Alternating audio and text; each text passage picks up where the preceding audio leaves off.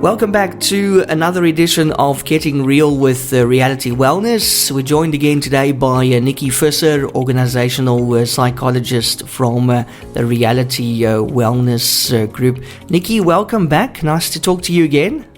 Thank you so much. I really appreciate it, and I'm going to be enjoying all of these different segments. So just a reminder for everyone listening, I'm Nicky. I'm an organisational psychologist, and I'm with Reality Wellness. And I suppose today's segment is Getting Real with Reality Wellness. Yes, and today we're going to talk about habits that changed your life. But before we can do that, what does it mean to create habits? Creating habits is something that we talk about, but we don't always know how to do. Now, obviously, a habit is essentially just a routine. It's anything that you do, for example, you say to yourself, as a part of my habits, I want to exercise, right? So that means I'm going to make time to exercise. Maybe it's every day, maybe it's every week, etc. But it's basically a routine thing that we do that eventually becomes almost like second nature to us, that we actually do it without consciously doing it anymore. And that's the thing when we talk about habits. Habits can be something we speak about them and we try to build habits and we talk about building habits, but we don't actually know the science behind how to build the right habits and build good habits as well. Okay, and what are good habits versus bad habits? So good habits are habits that help your well-being. Now, obviously, if you listen to in our introduction, we spoke about the fact that Reality Wellness is very much focused on looking after your health and looking after your well-being, but not just physical well-being, also your mental and spiritual. But when you create a good habit, it's a habit that actually helps support either other good habits, and it's also a habit that helps support your health and well-being. Now, a good habit for the average person would look like, as we spoke about, maybe it could be exercise, it could be meditation, it could be prayer, it could be anything that really helps. It could even be just engaging in hobbies and things like that. Now, why that would fall under being a good habit is because it's supportive for your health. So it doesn't actually take away from that. Whereas when we talk about bad habits, and I mean bad habits are actually easier to get into because often they develop a better not better, but they create a bigger reward system, right? And a quicker reward system. Now, a bad habit for the average person would be something that doesn't support their health or their well-being. And that could be, for example, poor eating habits. That could be also, for example, things like smoking or drinking, and maybe even just eating the wrong kinds of things. So it could be many things. It could even be, for example, spending too much time on social media and being too much on the phone or watching too much TV. And I know a lot of people roll their eyes when they hear things like that. Oh, but people are always complaining about those things. But we don't realize that the psychology behind those things is they create what we call instant gratification.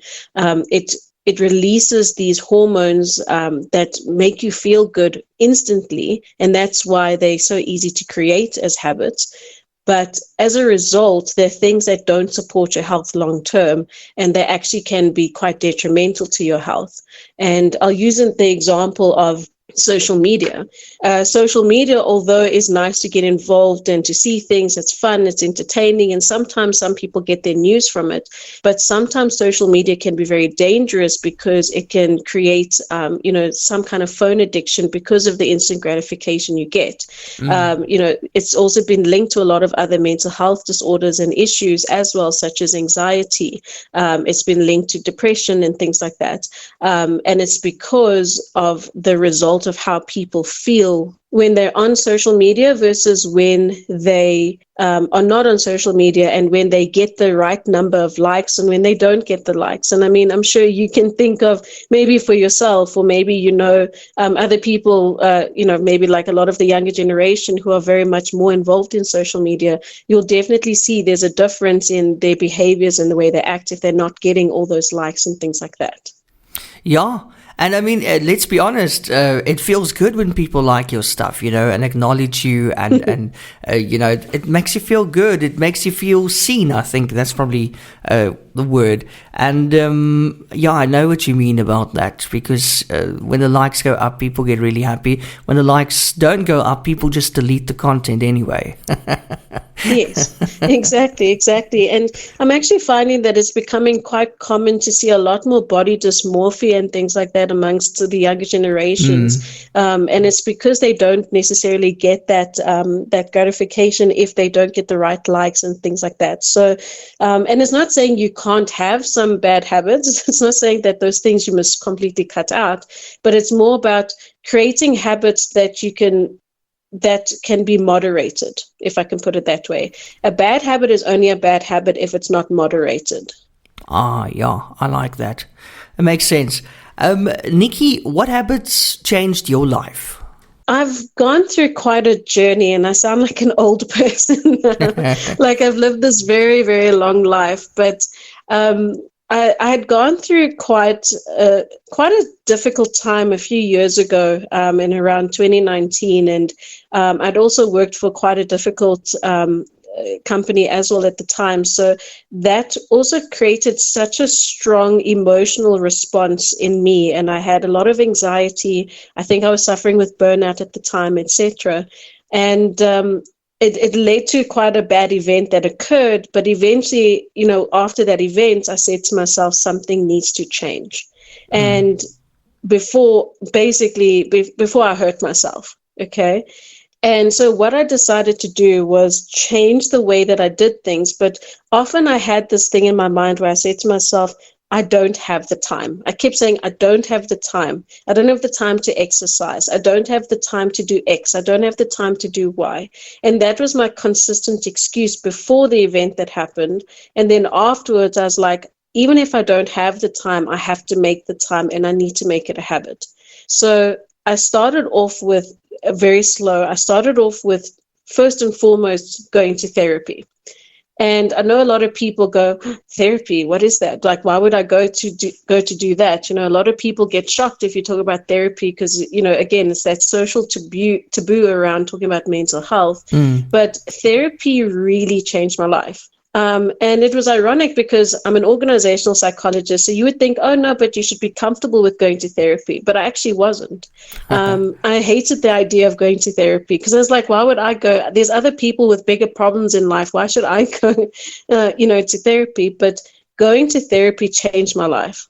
It changed the way that I viewed my life, the way that I understood things. It helped me deal with a lot of inner wounds that I didn't realize was sitting there, but was actually facilitating the negativity that was happening in my mind, and also the way that I was reacting to people and to certain situations. And it really helped me become a lot more self-aware. It built my emotional intelligence a lot more as well. And just the way that I engaged with people, my interactions were better. I was socializing more. I was making, deeper connections with people that I normally wouldn't. So it really helped at that, but it also helped me regulate my emotions quite a lot. Now, something that throughout the series you'll learn is that I'm also someone who struggles with ADHD, and having ADHD also affects what's called your executive functions. Not all of them. Every person's different, so you're going to see different variations of it come through. But for me, one of the executive functions that I find I struggle with is emotional regulation. So actually being taught the tools to manage my emotions in a better way, and in a scientific way, actually really helped. So that was one of the first things that really, for me, changed my life and the way, and also my trajectory. I made big changes after that. I left my previous company, and I started being a lot more careful around who I surrounded myself with and the environments that I put myself into. And that consciousness also led me on the right pathway of where I wanted to be. After that, I started focusing on doing meditations. So I did a lot of meditations, where I'd say maybe once every second week, I would do an hour meditation. And those meditations were really helpful from a spiritual point of view, because I was spiritual before, but I sort of lost track on that path until I started meditating again. And funny enough, the meditation led me back to being more strongly religious as well. So I started including more prayer in what I was doing as well, because meditation and prayer, you can use them interchangeably if you want to. But that really started changing my relationship with my God and the way that I did things, and also how I interacted with people, because I was more patient and more understanding, and I felt a bit wiser. I don't know.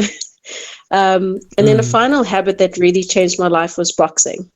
I started boxing after that as well, and that was weekly, 30 minutes. And why I started doing that was because I needed to get my frustration out. I needed a way, because why I was burning out and anxious was because I had all these frustrations, but I wasn't letting it out. So where would I let it out? And so boxing for me was one of those ways to release it. And I mean, that's not saying that every person needs to become a boxer, but it's the fact that you need to find a place to decompress. And that can be in any way that you feel comfortable. That can be art, it can be exercise, it can be soccer, it can be anything like that. But boxing also made a difference, but also because boxing is a really good discipline.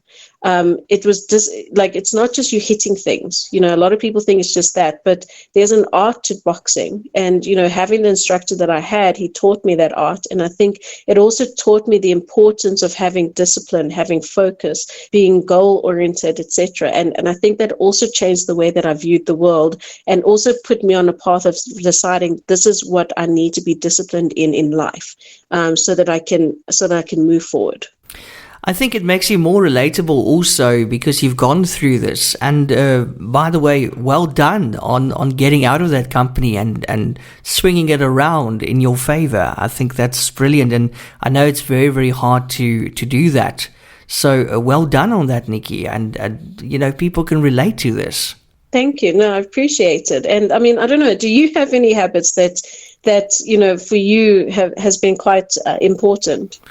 Well, I would say any bad habits, nothing too hectic. I think bad habits probably, thank goodness I don't smoke, but scrolling on TikTok into the midnight hours sometimes, I think that's probably one of my bad habits. and being lazy, and being lazy on the weekends. But I mean, then I sometimes feel like I deserve it because I work so hard during the week. You know, so that's fine. I'd say that's a good habit. We always call it laziness because we're in this hyper-productive world, and everyone thinks that you constantly need to be doing something to feel like you've achieved. And sometimes you just need to slow down. Exactly. You know? Exactly. Now you're talking my language. But yeah, it's very, very, very important to have like an outlet for your, frustrations, because a lot of times, like you did boxing, a lot of times people don't have anything, to let it out, and then they take it out on other people, which isn't nice. Exactly. And that's why you have so many incidences where you hear about, for example, road rage incidences, where you hear that people got into arguments and fights or physical altercations at clubs and at, certain environments or at a restaurant. These things happen because we don't realize that people are going through things internally, and you just have to find the right situation to just spark it off and cause a fire. Exactly, like that person's bucket was already filled with water and that final drop was you. And good luck, because you're getting a lot of rage that wasn't even meant for you. But yeah, sometimes just a small thing can push someone over the edge completely. And it can actually get dangerous, Yes. And that's why it's so important also from a habit building point of view to create the habits before the tipping point. And look, sometimes we go through the tipping point to learn that lesson, and that's fine. But it's really important to then remain with those habits that help support your mental health. Because at the end of the day, when we talk about creating good habits and habits that change your life, habits become who you are. It becomes how you define yourself, and also just your achievements. If you have the right habits, those habits can actually be the difference between success and a breakdown. And it's about looking at those habits and saying, does my habits currently support my success and how I view my life in the next 6 months, 2 years, 10 years, 20 years, etc.? Does it support the goals that I have and where I want to be? And if it doesn't, then what changes do I need to do to get there? Okay, and what do you think? What kinds of habits could change the lives of others? Do we start small? Always. You always start small. So the hardest part about creating a habit is the fact that it's hard work. And we can't take that for granted, how hard it is. That's why our New Year's resolutions always go to rubbish, because we want to create a habit that is too much. Like, for example, if I want to lose 10 kilos, I'll say I'm going to go to gym every day of the week. But I've never been to gym before in my life. It's never going to work. Exactly. So you got to start off small. You got to start off with something simple that doesn't take up a lot of time, that doesn't feel like a rigmarole to start. So with that said, I think what habits people should consider, and it depends on what they're doing currently, but some things that they need to focus on is between having a good diet, between exercise, between having some kind of spiritual decompression, whether that's meditation, whether that's mindfulness exercises, or even just breathing, going into nature, going for walks or hikes or things like that, things like that. Also, just reading is a good habit. And I know that sometimes that's a boring thing to do, but you don't realize how much you don't know until you start reading and learning more about the world and the way that other people see it. Mm-hmm. And it can be escapism types of reading, but it can also be like self-help, can be business books, etc., etc. So you'll notice the common denominator with a lot of successful business owners, they read. With that said, they also make time for themselves a lot of the time when they need to, especially if they're not in the right headspace.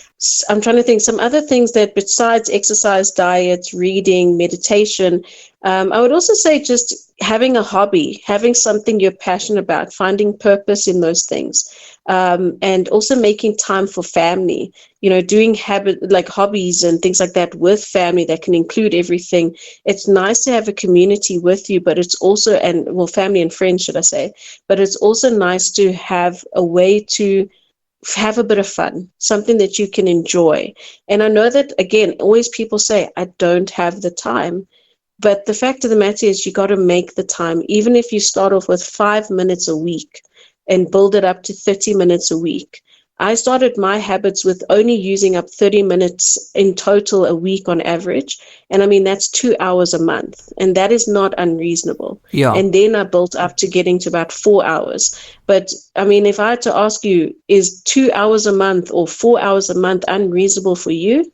Not at all. No, it's doable. And that's what you want. It has to be doable. Otherwise, like you said, I mean, imagine never being to the gym and now you're going to say you're going to go every single day. It's not realistic, eh?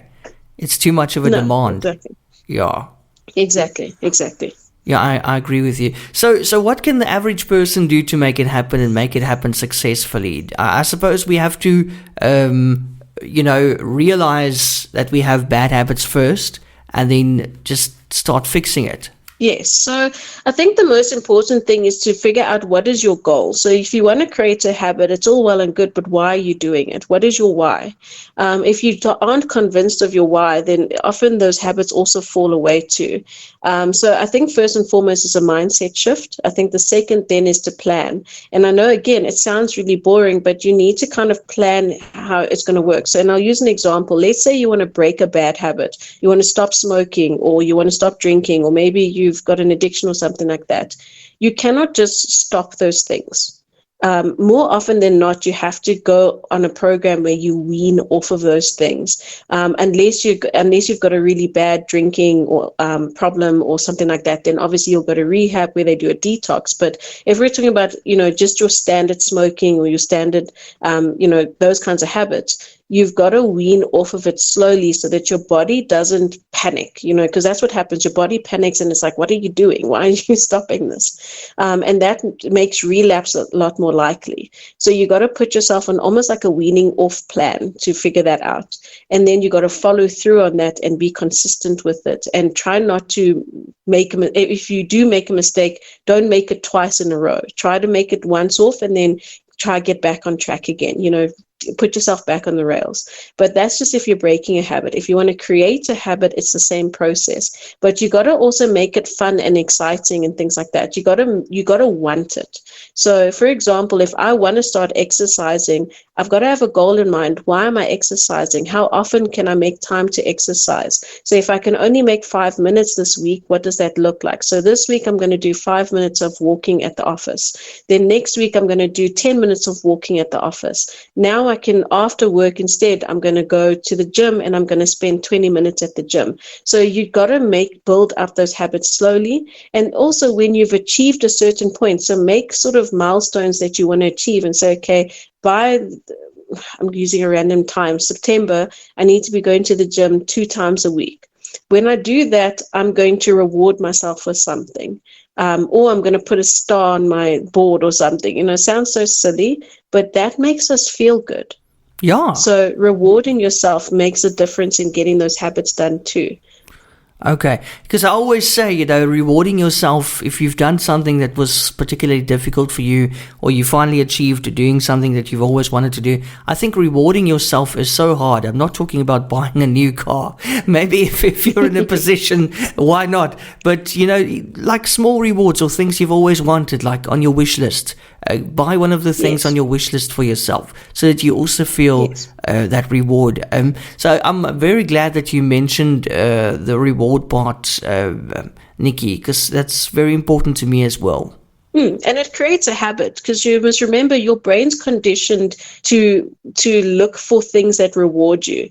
Why would you do something that you don't feel rewarded for? That's just how our brains work. So you're actually also tricking your brain into thinking that this makes me feel good, so I must continue doing it. And that's why it becomes a habit, and it becomes something unconscious eventually.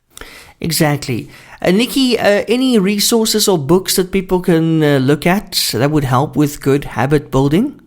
So there's a lot of books out there, but the book that I really like is Atomic Habits. I know that it's one that a lot of people have heard about, but it's got some really nice it's got some really good pieces in there that you could really take away. The nice thing is, even if you look it up online, you can actually go and find some of those pieces on images. If you go to Google Images, they've even got some stuff that you can even use. Like, for example, some examples is how to create a good habit. So it's basically a habit building loop that you can follow. It's also got, like, for example, never miss twice. So it teaches you like how, if you do mess up your habit, then that you mustn't do it twice in a row, and how, what to do with that.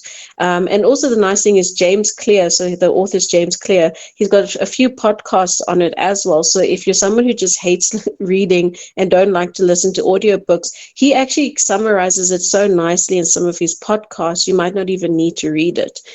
So you can even look for that. Okay, awesome. And so when you finally start exercising, you can just listen to those podcasts in your ear pods. I think that would be awesome. Nicky, if we wanted more information on where to find you or more wellness content, where can we go to? Perfect. So you can find me at Reality Wellness, but you can find us on the website www.realitywellness.co.za. You can also listen to our podcast on Spotify called A Little Bit of Reality. And also on the website, there's some articles that you can read. Those articles are also quite nice just from a business point of view if you want to look at some information, but also some wellness topics that could be of interest. Fantastic. And that was Nicky or Nicolette Visser from Reality Wellness Group. Until next time, Nicky, thanks so much. Thank you so much.